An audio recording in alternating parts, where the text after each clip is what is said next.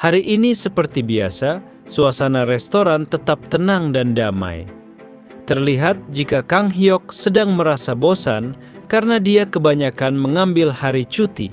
Dia sekarang malah merasa kebingungan oleh hal ini. Sambil mengejek saingannya, Kang Hyok berceloteh bahwa dulu ingin cuti 2 hari saja, harus lembur habis-habisan dulu. Kau pasti tidak mengerti, ucapnya sambil terkekeh. Di depannya saingannya, yaitu First Order Black Hawk, sangat marah. Dia mengumpat bahwa dirinya lebih senior daripada Kang Hyok. Sambil terus mengejek, Kang Hyok melanjutkan ucapannya bahwa Black Hawk tidak akan mengerti karena misi yang dia kerjakan lebih sedikit daripada misi yang diselesaikan oleh Kang Hyok. Meski marah, tapi Black Hawk harus mengakui itu. Hal ini disebabkan karena setiap kali dia mengaktifkan skill spesialnya, pasti setelah Iu dia akan masuk rumah sakit, jadi mau tidak mau dia harus. Dengan gaya menyebalkannya, Kang Hyok terus menggoda Black Hawk. Kau bilang apa? Kau adalah orang lemah yang selalu masuk rumah sakit. Sindiran pedas ini semakin membuat Black Hawk naik pitam. Akhirnya tidak terhindarkan. Keduanya langsung berkelahi seperti kucing yang lagi birahi. Sedangkan Min-oh tidak peduli, dia hanya diam menikmati secangkir kopi di tangannya. Dulu dia yang harus menghadapi orang gila seperti Kang Hyok setiap hari. Sekarang Black Hawk yang menggantikan posisinya, jadi dia merasa sangat senang. Seong-woo pun hanya santai saja dan menanyakan jika pekerjaan Min-oh sedang sedikit sepertinya. Min-oh pun mengiyakan, tapi dia mengatakan jika tim Metal Heroes sedang kewalahan sekarang. Berkat bahan baru yang dikembangkan dari penaklukan Ogre terakhir kali, sekarang War Gear bisa beroperasi 24 jam. Karena hal inilah, makanya dia bisa memiliki banyak waktu luang. Mendengar kabar ini, Seong-woo berkata, harusnya malah bagus kan? Memang hal ini bagus menurut Min-oh, tapi entah kenapa dia merasa jika ketenangan ini seperti akan ada badai yang akan datang. Lagi asyik-asyiknya ngobrol, tiba-tiba muncullah seseorang berkepala botak ke restoran. Navi dan Eunha sampai kaget ketika melihat orang ini. Pintu restoran dengan cepat terbuka dan suara teriakan langsung bergema ke seluruhan restoran. Baek Kang Hyok brengsek, kau pasti ada di sini. Melihat siapa yang datang, Kang Hyok langsung terkejut karena dia langsung mengenalinya. Awalt tanpa basa-basi langsung meminta artefak yang Kang Hyok janjikan kepadanya. Kita kenali dulu tentang kepribadian Awalt.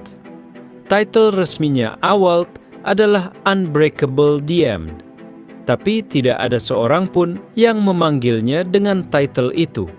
Mereka yang tahu cara bertarungnya memberikan title lain kepadanya, yaitu Immortal atau Zombie. Dengan skill spesialnya, Battle Force, dia dapat menahan serangan apapun dengan sangat tangguh. Gaya bertarung yang mengorbankan dirinya sendiri untuk menyerang lawan. Benar-benar seperti zombie. Namun gaya bertarung seperti itu juga memiliki kekurangan, yaitu kurangnya kekuatan serangan. Karena hal inilah, makanya Awalt sangat serius dalam mencari artefak atau item yang dapat menutupi kekurangannya ini. Melihat konflik di antara keduanya, Seong-woo akhirnya turun tangan dan menanyakan jika Awalt hanya menginginkan pedang yang bernama Freeze, apalah itu. Hal ini sesuai dengan apa yang sudah dijanjikan oleh Kang Hyok. Dengan raut wajah grogi, Awalt mengiyakan hal tersebut. Mengetahui hal ini, Seong-woo hanya bisa menghembuskan nafasnya. Tetap saja, kau tidak bisa membuat keributan seperti itu di restoran orang lain. Apalagi sebentar lagi para pelanggan akan datang. Yang membuat lucu adalah keduanya ternyata sudah mendapatkan benjolan di kepalanya masing-masing dan mereka disuruh berlutut. Kang Hyok sangat tidak terima. karena dia seorang pria dewasa harus berlutut dan mengangkat tangan seperti ini. Sangat memalukan, ungkapnya. Mendengar protes dari Kang Hyok, Seongwoo menimbali, "Jika kau tahu malu, kenapa kau malah ingkar janjimu sendiri?" "Tidak, kau sebenarnya tidak punya rasa malu," ucap Seongwoo. Dengan tegas, Seongwoo mendisiplinkan karyawannya ini ketika akan mengambil sesuatu. Dia menyuruh Kang Hyok dengan posisi seperti itu sampai mendapatkan izin dari Seongwoo.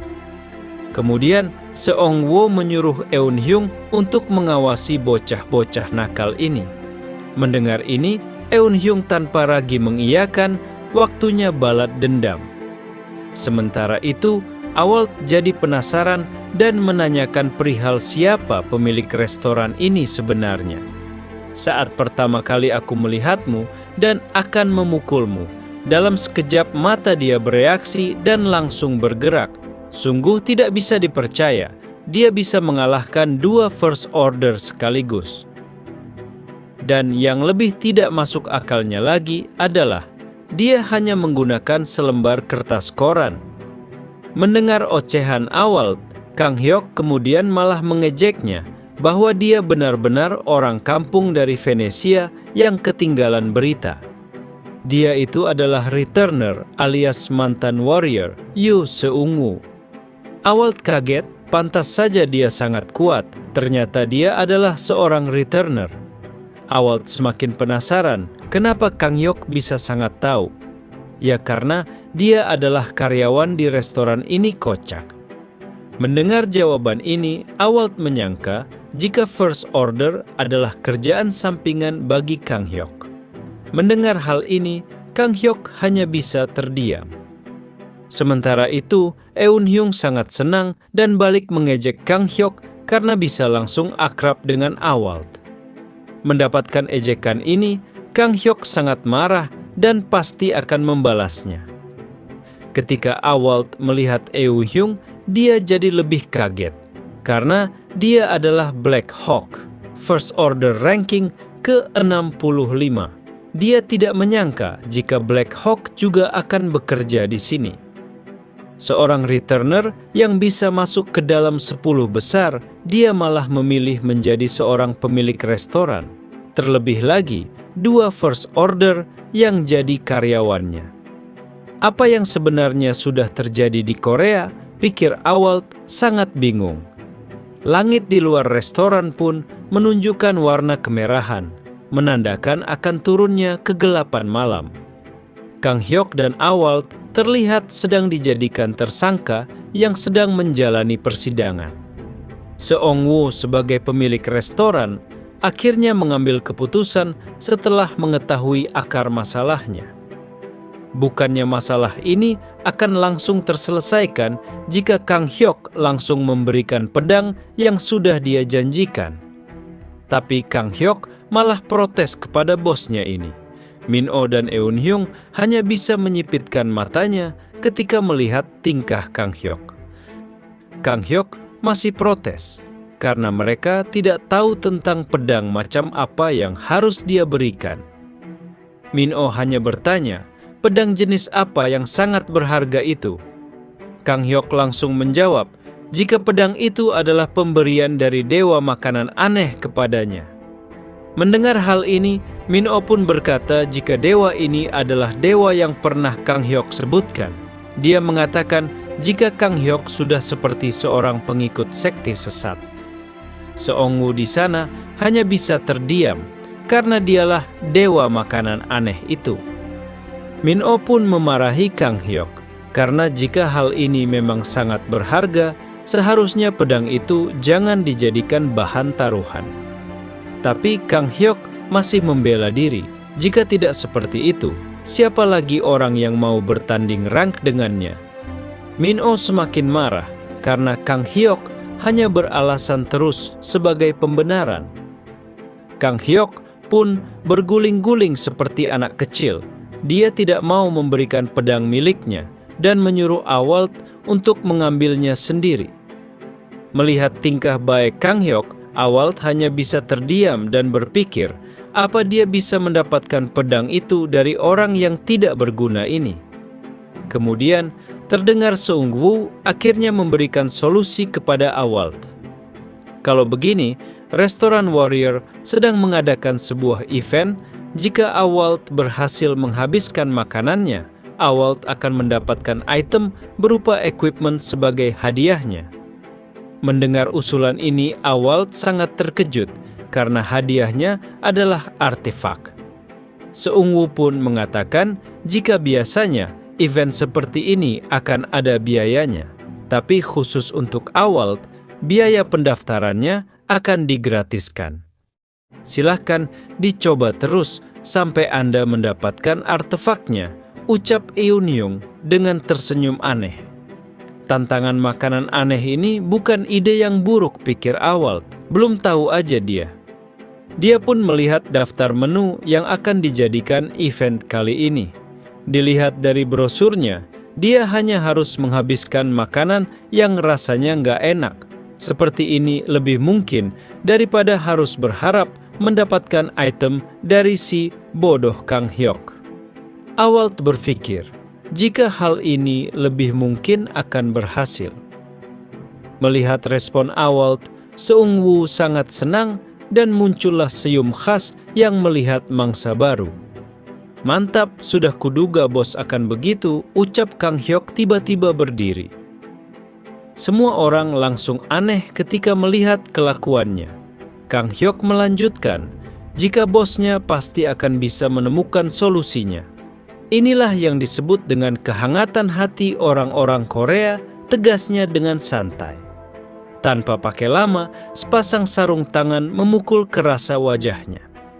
Dengan muka seramnya, Seung Woo mengatakan, kembali kehangatan orang Korea, katanya. Kau pikir aku akan melakukan hal ini untukmu secara gratis? Kau sadarkan jika semua hal ini karena ulahmu.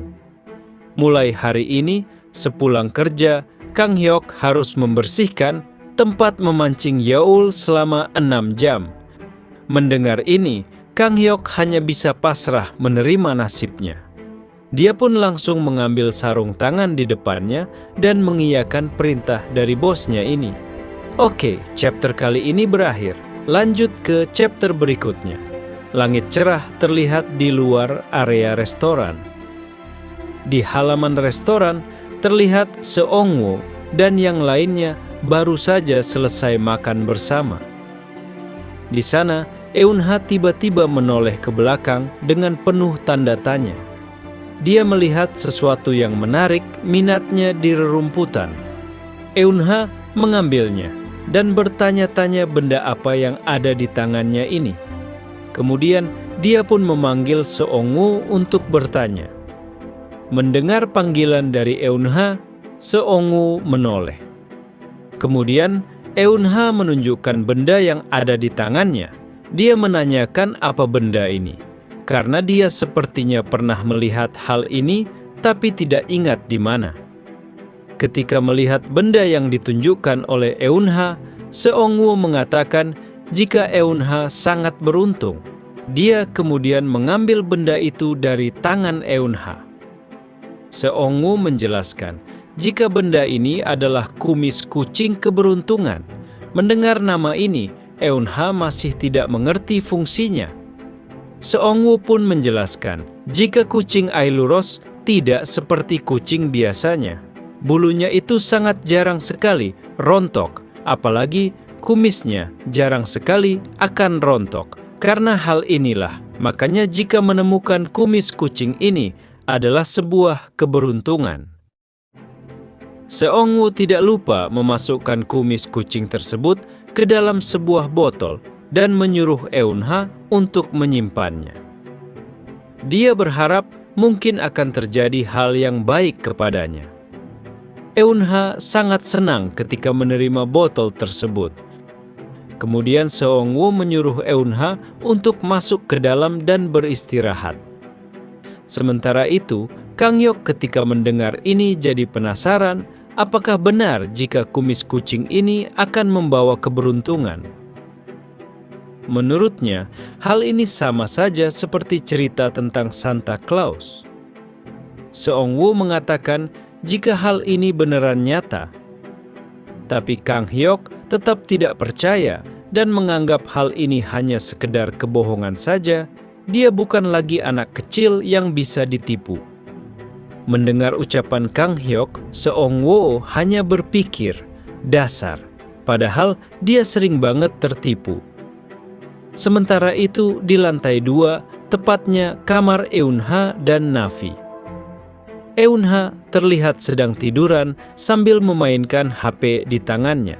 Dia masih bertanya-tanya tentang sebenarnya seperti apa keberuntungan itu. Secara harfiah, keberuntungan itu adalah hal yang baik.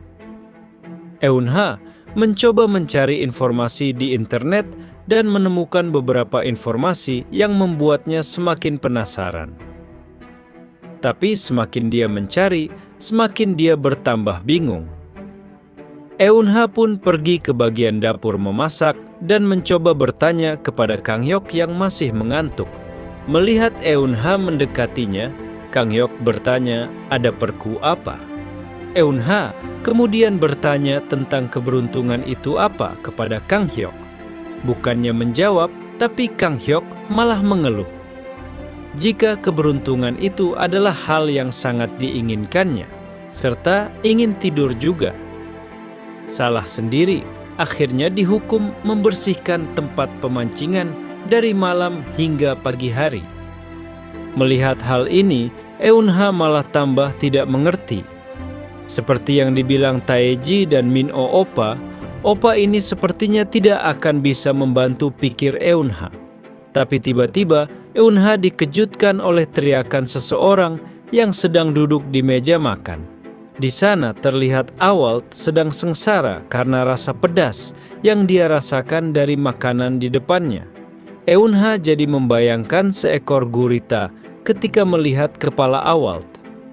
Karena Eun-ha masih kecil, jadi dia belum paham dan malah bertanya apakah Awalt terluka sambil mendekat. Mendengar pertanyaan ini, Awalt menjelaskan jika dia tidak terluka tapi hanya kepedesan dari makanan di depannya. Dia juga tidak menangis, hanya berkeringat saja, padahal jelas-jelas air mata udah mengalir. Mendengar ini, Eun-ha malah tambah tidak mengerti. Dia pun mencoba bertanya tentang keberuntungan itu apa, tapi jawaban Awalt simple, kebanyakan itu cuma penipuan. Eun-ha malah jadi penasaran dengan kata penipuan. Awalt menjelaskan sambil menyindir seseorang. Itu adalah jenis kalimat yang diucapkan oleh orang-orang yang ingin menipu orang lain dengan kata-kata manis. Jangan percaya kepada orang seperti itu, sambil menatap Kang Hyok di depannya. Terutama terhadap orang seperti dia, ungkap Awalt. Melihat bagaimana emosinya Awalt, Eun-ha mengambil kesimpulan. Jika paman ini masih belum sembuh dari luka yang disebabkan oleh Kang Hyok Oppa. Eun-ha kemudian menawarinya segelas air putih kepada Awalt dan mengucapkan semoga lekas sembuh. Melihat tingkah aneh Eun-ha, Awalt jadi bingung dan tidak mengerti kenapa dia mengucap semoga lekas sembuh. Tapi tiba-tiba kepala Awalt dilap oleh Kang Hyok sambil meminta maaf. Karena mengejarku sampai ke Korea, makanya dia harus mengalami hal seperti ini. Karena sangat menyesal, makanya dia seenggaknya harus menyeka keringatnya dengan muka sebal. Awalt naik pitam dan memarahi Kang Hyok. Karena hal ini terjadi itu karena ulahnya. Siapa yang berbuat, dialah yang akan menuai akibatnya. Tapi Kang Hyok tidak mau kalah karena masalah ini dia pun harus kena getahnya. Jadi Kang Hyok tidak akan berdiam diri saja. Gini-gini, aku lulusan universitas terkenal, bentak Awalt menambahkan. Melihat pertengkaran itu, Eun-ha jadi semakin yakin jika kedua orang ini tidak akan bisa akur. Setelah itu, Eun-ha lebih memilih untuk bertanya kembali kepada Seongwoo yang terlihat sedang mengalami masalah. Seongwoo sedang berbicara kepada tukang yang mengomel tentang pasokan air yang stabil ke dalam Gate. Berkat dari Gate, pasokan air dan kayu jadi melimpah. Tapi ini sih borosnya sudah kelewatan sekali, ucap tukang tersebut sambil marah. Terlepas dari tagihannya, memangnya digunakan buat apa air sebanyak itu? Seongwoo hanya bisa garuk-garuk kepala karena malu. Dia beralasan untuk cuci piring, cuci baju juga, padahal airnya buat ngisi danau buatannya. Eun-ha hanya bisa pasrah karena semua orang sedang sibuk dengan masalahnya masing-masing. Dia kemudian menoleh karena mendengar seseorang sedang mengobrol. Jadi sekarang, baik Kang Hyok itu setiap malam harus membersihkan tempat memancing.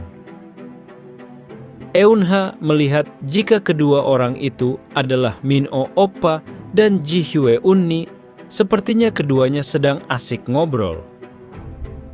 Biasanya mereka selalu terlihat marah, jadi nggak berani menyapa mereka duluan. Eun-ha tidak tahu bahwa Byung Kerok, kemarahan keduanya adalah baik Kang Hyok.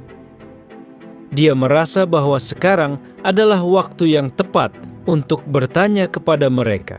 Kemudian Eun-ha menyapa keduanya, dan Ji-hye pun menoleh ketika mendengar sapaan itu. Dengan tersenyum ramah, Ji-hye membalas salam Eun-ha dan menanyakan dia ada keperluan apa.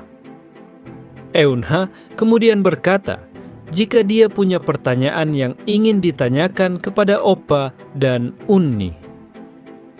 Ji-hye kemudian mempersilahkan Eun-ha untuk bertanya. Sekali lagi, Eun-ha menanyakan keberuntungan itu apa. Kedua orang ini langsung terdiam. Tidak terlalu lama, dengan antusias Ji-hye menjelaskan jika keberuntungan itu adalah ketika kamu memenangkan jackpot dari sebuah lotre yang hadiahnya, tapi mulutnya keburu ditutup oleh Min-oh di sampingnya. Dia menjelaskan jika keberuntungan itu adalah keuntungan yang didapatkan tanpa adanya sebab akibat. Mendengar hal ini, Eun-ha memikirkan tentang keuntungan dan sebab akibat. Melihat bagaimana anak kecil yang kebingungan, Min-oh menjelaskan lebih rinci. Sederhananya, semua yang kamu lakukan akan berjalan lancar dan apa yang kamu inginkan akan tercapai. Eun-ha kembali bergumam sambil memegang botol berisi kumis kucing keberuntungan. Dia mencoba memejamkan matanya dan memikirkan bahwa banyak orang baik di sekelilingnya. Ada Navi, Young-sik, dan juga Om Seongwoo. Ada ibuku sayang dan Om Taeji Oppa yang selalu bisa diandalkan. Kemudian ada Kang Hyok Oppa yang tidak bisa diandalkan. Ada Min-oh Oppa yang sedikit menakutkan. Ada juga Ji-hyun Unni juga. Mereka semua adalah orang yang baik.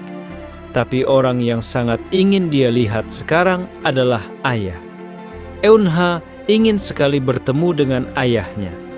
Sementara itu, di tempat lain, tepatnya kuil Dewa Kucing.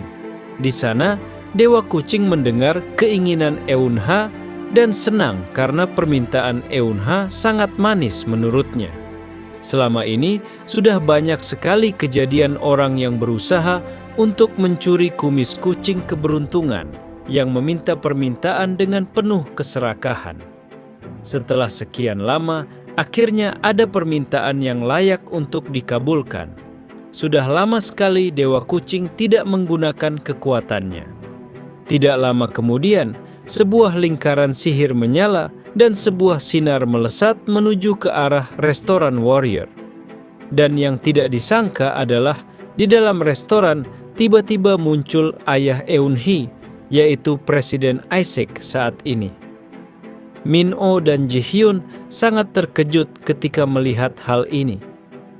Sementara itu, Eun-ha sangat senang ketika melihat ayahnya sudah ada di depannya. Sementara itu, ayah Eun-ha kebingungan dengan hal yang baru saja terjadi padanya. Oke, cerita kali ini sudah selesai. Sampai jumpa lagi di video berikutnya.